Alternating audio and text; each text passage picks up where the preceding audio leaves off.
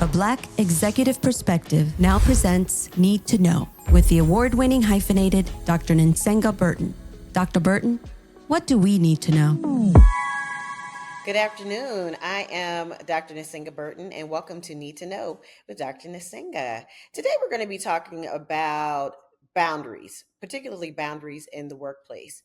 You may have heard of a couple of news stories that have been going around, very much viral, about employees in the workplace. One of which was an employee who was found 4 days after she had expired, died at work in a cubicle. And people had gone to work and had been to work, and no one had noticed that she was dead in her cubicle for at least 4 days. One person said they kind of smelled a body, and then other people said, they just didn't think to go and check in her area to see if anything was wrong because they didn't really have that kind of culture at work. Another incident was of a gentleman who was left on a mountain during a team building exercise for a company. And they had climbed this mountain and he got separated from them. And he was able to communicate with them, but they would not give him the information that he needed to get back safely. A storm arose. He got disoriented, got lost again. The markers they had put down for people to find their way up the mountain, they had taken them down. And so he was literally stuck on this mountain, had fallen 20 times by the time he was found. Luckily, he was able to get a cell phone signal and was able to notify police, and they came to look for him, not his colleagues.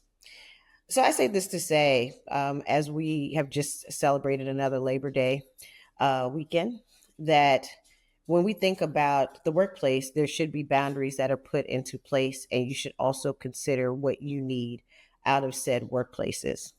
Boundaries, for example, I'm sure the person who went to work and didn't come home never thought that they would be at work and they would never be found, for 4 days at least, that they would not be found. Sometimes you have to really think about yourself, what your needs are, and what is required of you in your job. So, we always want to aim for the stars, and we always want to do the best that we can. We want to put our best foot forward, and we want to be team players. But you also have to think about the workplace and the environment in which you work. And you have to really ask yourself, is it really worth me working through this cold? Is it really worth me having this pain in my chest or in my arm or in my leg every time I come to work, and not taking the time to just go see the doctor? Sometimes we have benefits, sometimes we don't have benefits, sometimes they are not great.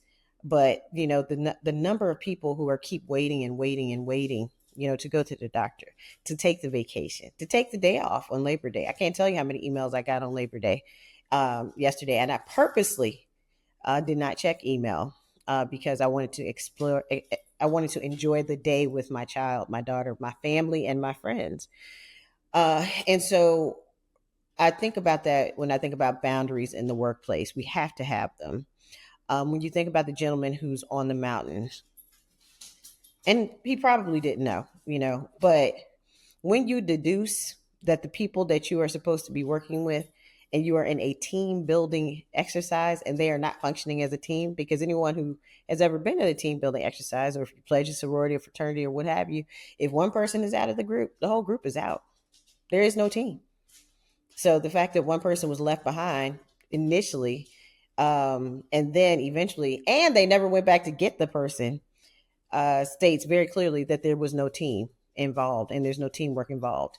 If teamwork is important to you, if collaboration is important to you, when you start getting those flags, those signs, getting left out of important meetings, maybe, working in a team and having your work presented by others, but not getting any credit for that work, or the person not even saying, hey, Adrian helped me with this presentation. We did this, that, and the other, even if you're making the presentation. Or they can say at the end of the presentation, thank you, Adrian, for your help in getting this presentation together. We worked long and hard to get this together. So if you really like this presentation, make sure you share some of that love with Adrian. It doesn't take a lot to give people their attribution and their respect. And so in closing, what I want to say is that boundaries in the workplace are important. If you know the real history of Labor Day, you know that it wasn't a benevolent thing. We think about it in a benevolent way, but it really was over Pullman workers who wanted to have better pay, better benefits, sharing the profits, all the things that we're still fighting for now. And actually, the president at the time, Grover Cleveland, unleashed the military on them, and a lot of people were killed during a protest. And 2 days later, Labor Day was enacted in order to quell those issues.